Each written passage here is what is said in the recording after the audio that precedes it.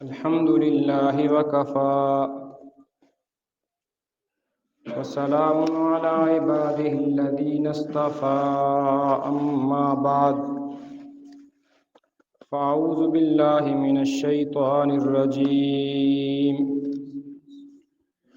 بسم الله الرحمن الرحيم وما أرسلناك إلا رحمة للعالمين اللهم صل على سيدنا محمد وعلى آل سيدنا محمد وبارك وسلم اللهم صل على سيدنا محمد وعلى آل سيدنا محمد وبارك وسلم اللهم صل على سيدنا محمد وعلى آل سيدنا محمد وبارك وسلم۔ گزشتہ چند جمعوں سے نبی کریم صلی اللہ تعالی علیہ وسلم کی مبارک سیرت کا تذکرہ چل رہا ہے۔ روایت میں آتا ہے کہ اللہ تعالیٰ نے نبی کریم صلی اللہ علیہ وسلم کو سارے انبیاء کی صفات سے نوازا، یعنی جو صفات انفرادی طور پر ہر نبی کو دی گئی تھی، اللہ تعالیٰ نے وہ کامل طور پر، جامع طور پر ساری کی ساری صفات نبی اکرم صلی اللہ علیہ وسلم کو عطا فرمائی۔ چنانچہ روایت میں آتا ہے اللہ تعالیٰ نے آپ علیہ السلام کو آدم کی توبہ عطا فرمائی۔ آدم علیہ السلام کی توبہ کیا ہے؟ فرماتے ہیں 40 سال تک روتے رہے۔ جب لغزش ہو گئی، بھول ہو گئی، درخت کا پتا کھا لیا، شجر ممنوعہ کا، تو 40 سال تک اتنا روئے ہیں کہ آپ کی ساری اولاد کا رونا ملاؤ پھر بھی آپ کا رونا زیادہ ہوگا۔ اللہ تعالیٰ نے یہ دعا تلقین فرمائی، ربنا ظلمنا انفسنا وَإِن لَّمْ تَغْفِرْ لَنَا وَتَرْحَمْنَا لَنَكُونَنَّ مِنَ الْخَاسِرِينَ۔ تو وہ آدم علیہ السلام کا رونا اور توبہ وہ اللہ تعالیٰ نے اپنے پیارے حبیب صلی اللہ علیہ وسلم کو بھی عطا فرمایا۔ چنانچہ آپ روایات میں سنتے رہتے ہیں، بعض اوقات نبی علیہ السلام پوری رات روتے رہتے تھے۔ ایک رات میں پوری رات روتے رہے، یہ آیت پڑھتے رہے، ان تعذبہم فانہم عبادک، اے اللہ اگر آپ ان کو عذاب دیں گے تو یہ آپ کے ہی بندے ہیں، اور اے اللہ اگر آپ معاف کر دیں گے تو اے اللہ آپ معافی پر قادر ہیں۔ اور فرمایا نوح علیہ السلام کا شکر اللہ نے عطا فرمایا۔ نوح علیہ السلام کی محنت دیکھو، 950 سال کی محنت ہے، اور ماننے والے 80 یا 82 آدمی ہیں، پھر بھی اللہ کا شکر ہے۔ اور ابراہیم علیہ السلام کی وفا اللہ نے آپ کو عطا فرمائی۔ ابراہیم علیہ السلام کی وفا کیا ہے؟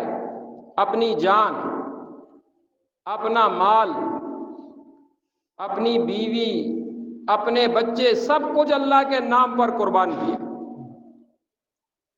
خود آگ میں چلے گئے، بیوی بچوں کو وہ صحرا ویرانے میں چھوڑ کر آ گئے کہ رب کا حکم ہے، جہاں زمزم کا چشمہ ہے، اور بچہ چلنے کے قابل ہوا، حکم ہوا کہ بچے کو ذبح کرو۔ سب کچھ اللہ کے نام پر قربان کیا۔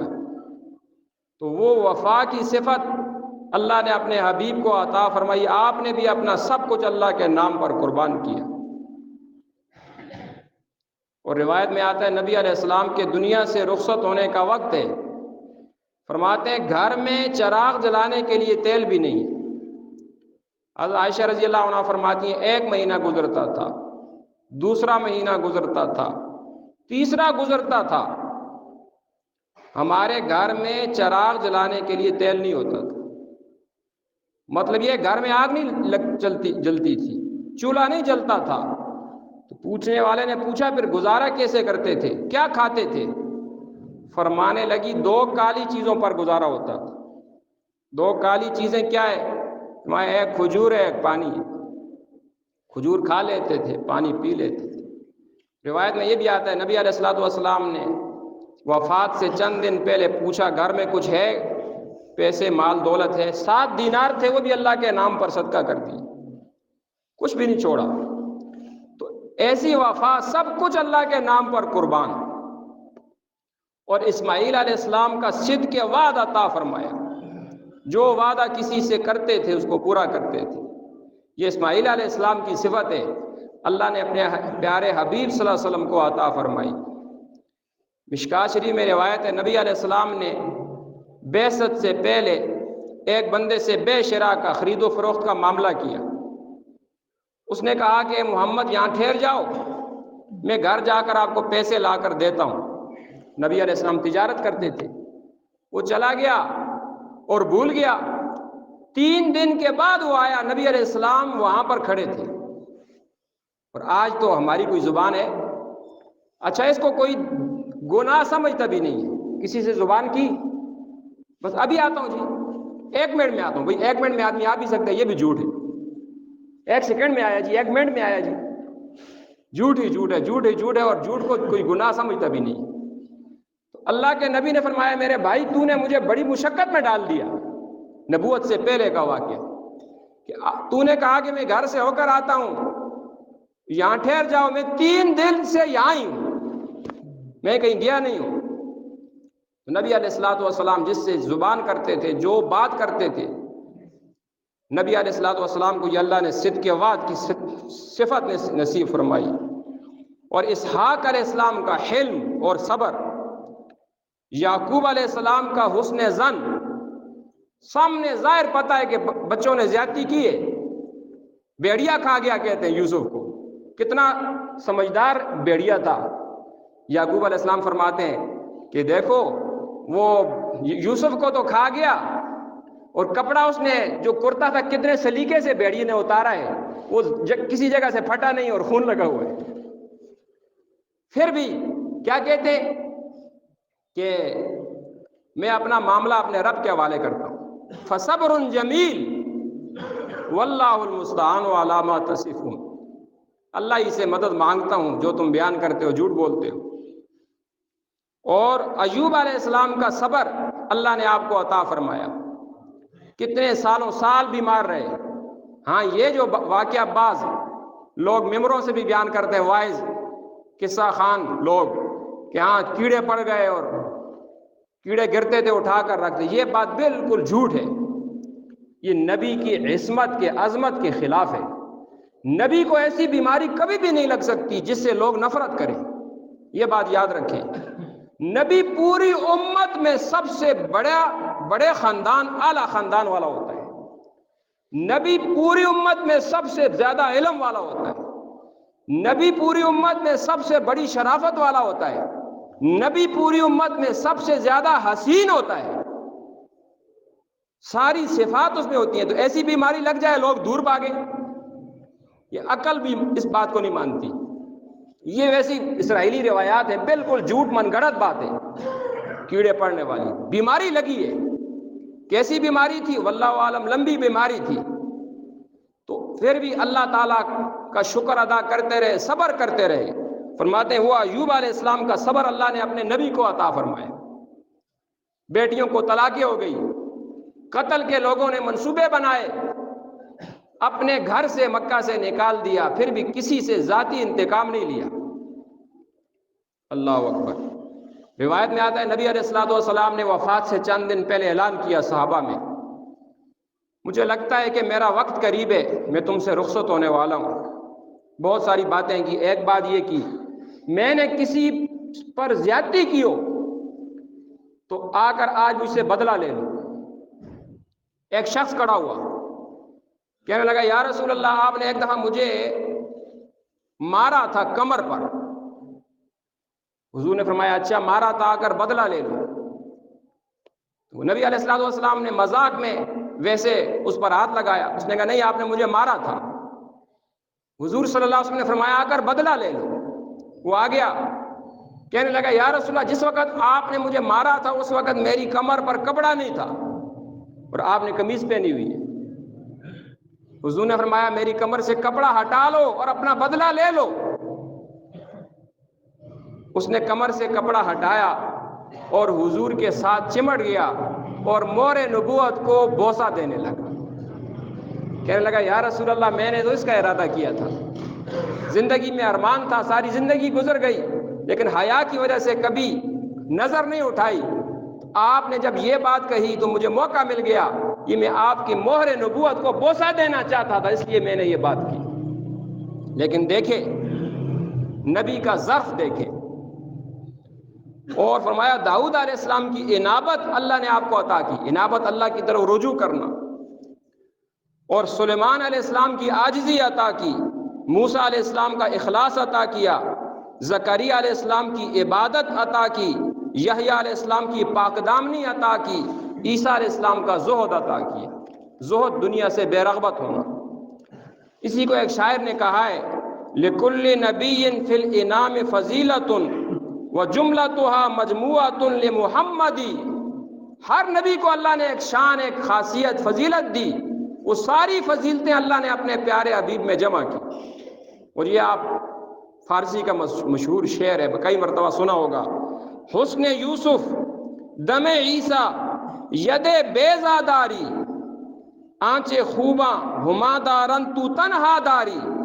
شاعر کہتا ہے کسی کو اللہ نے یوسف علیہ السلام کو حسن عطا کیا اور عیسیٰ علیہ السلام آواز کرتے تھے, مردے زندہ ہوتے تھے, اور موسیٰ علیہ السلام بایاں ہاتھ بغل میں رکھتے تھے, دایاں ہاتھ تو سورج کی طرح چمکتا تھا.